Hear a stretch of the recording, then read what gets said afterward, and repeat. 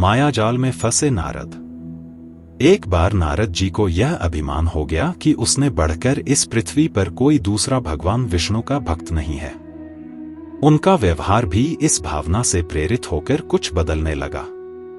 वे भगवान के गुणों का गान करने के साथ साथ अपने सेवा कार्यों का भी वर्णन करने लगे। भगवान से कोई बात छुपी थोड़े ही रहती है। उन्हें तुरंत इस बात का पता चल गया। वे अपने भक्त का पतन भला कैसे देख सकते थे। इसलिए उन्होंने नारद को इस दुष्प्रवृत्ति से बचाने का निर्णय किया। एक दिन नारद जी और भगवान विष्णु साथ साथ वन में जा रहे थे। अचानक विष्णु जी एक वृक्ष के नीचे थक कर बैठ गए और बोले, भाई नारद जी, हम तो थक गए हैं, प्यास भी लगी है, कहीं से पानी मिल जाए तो लाओ। हमसे तो प्यास के मारे चला नहीं जा रहा है, हमारा गला सूख रहा है। यह सुनकर नारद जी तुरंत सावधान हो गए। उनके होते हुए भगवान भला प्यासे रहे। वे बोले, भगवान अभी लाया, आप थोड़ी देर प्रतीक्षा करें। नारद जी एक ओर दौड़ लिए। उनके जाते ही भगवान मुस्कुराए और अपनी माया को नारद जी को सत्य के मार्ग पर लाने का आदेश दिया। माया शुरू हो गई। नारद जी थोड़ी ही दूर गए होंगे कि उन्हें एक गांव दिखाई पड़ा, जिसके बाहर कुएं पर कुछ युवा स्त्रियां पानी भर रही थी।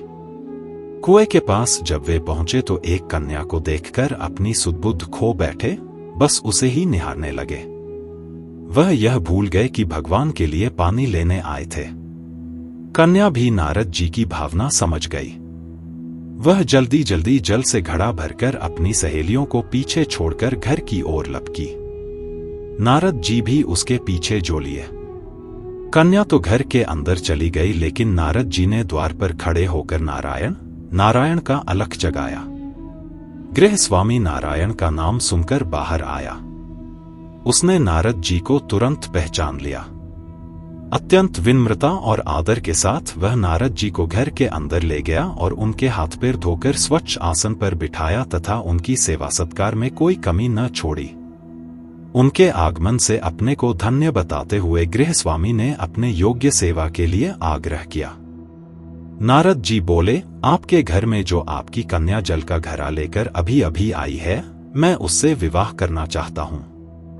नारद जी की बात सुनकर गृह स्वामी एकदम चकित रह गया, लेकिन उसे प्रसन्नता भी हुई कि मेरी कन्या एक ऐसे महान योगी तथा संत के पास जाएगी। उसने स्वीकृति प्रदान कर दी और नारद जी को अपने ही घर में रख लिया।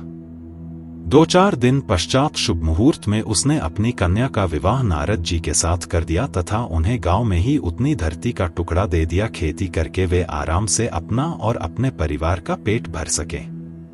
अब नारद जी की वीणा एक खूंटी पर तंगी रहती, जिसकी ओर उनका ध्यान बहुत कम जाता। अपनी पत्नी के आगे नारायण को वे भूल गए। दिन भर खेती में लगे रहते, कभी हल चलाते, कभी पानी देते, कभी बीज बोते तो कभी निराई गुड़ाई करते। जैसे जैसे पौधे बढ़ते उनकी प्रसन्नता का पारावार न रहता। फसलें हर वर्ष पकती, कटती, अनाज से उनके कोठार भर जाते।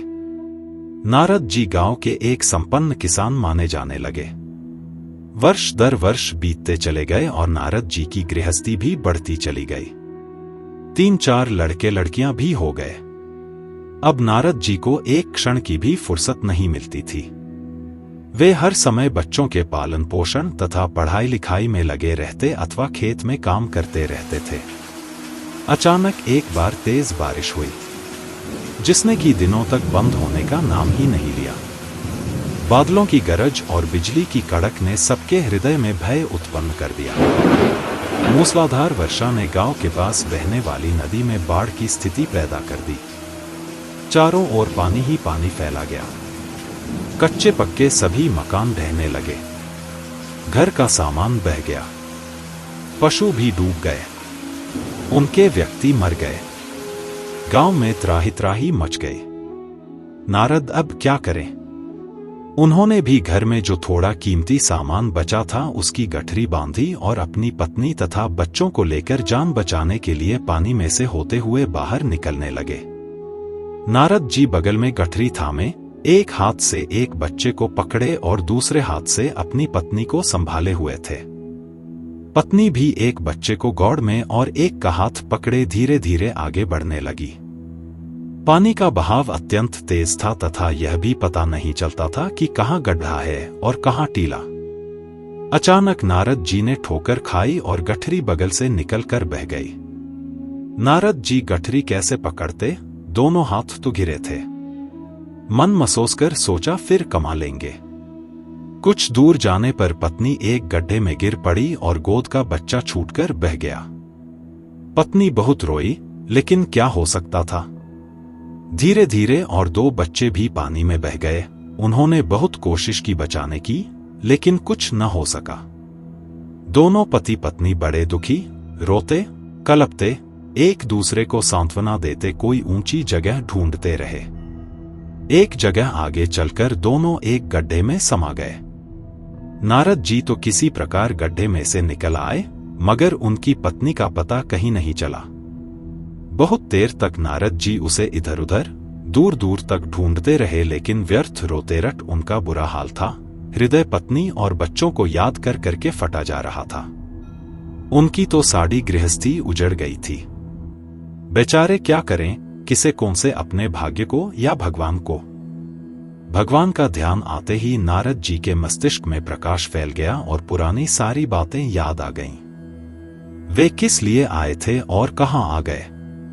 ओहो, भगवान विष्णु तो उनकी प्रतीक्षा कर रहे होंगे।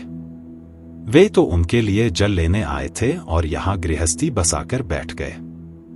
वर्षों बीत गए गृहस्थी को बसने में और फिर सब नष्ट हो गया। क्या भगवान अब भी मेरी प्रतीक्षा में उसी वृक्ष के नीचे बैठे होंगे। यह सोचते ही बाढ़ नदारद हो गई। गांव अंतर्धान हो गया। वे तो घने वन में खड़े थे। नारद जी पछताते और शर्माते हुए दौड़े। देखा कुछ ही दूर पर उसी वृक्ष के नीचे भगवान लेते हैं।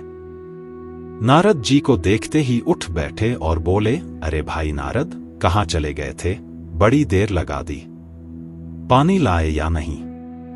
नारद जी भगवान के चरण पकड़कर बैठ गए और लगे अश्रु बहाने। उनके मुंह से एक बोल भी नहीं फूटा।